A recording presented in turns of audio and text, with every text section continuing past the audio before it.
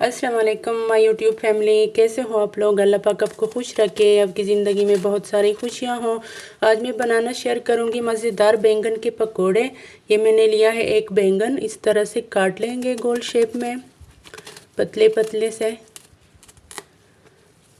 इस तरह से सारे काट लेंगे। स्लाइस रेडी हो चुके हैं बैंगन के। ये मैंने लिया है बेसन। स्पाइसेस ऐड करते हैं। 1 टीस्पून सुरख मिर्च पाउडर, 1 टीस्पून धनिया पाउडर, 1 टीस्पून नमक, 1 टीस्पून साबुत ज़ीरा, बारीक चॉप किया हुआ लहसुन, हरा धनिया। गाढ़ा सा बैटर बना लेते हैं। ऑयल गरम है, बैटर में डिप करते हैं और ऑयल में डालते हैं।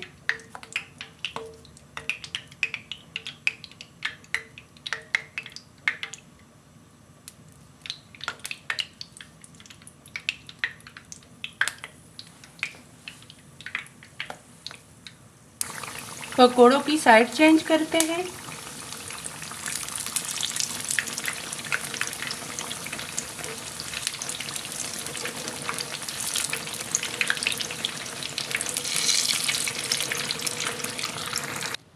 पकोड़ों का फाइनल लुक देख लें, बहुत मज़े के और क्रिस्पी बने हैं, अंदर से नरम ऊपर से क्रिस्पी।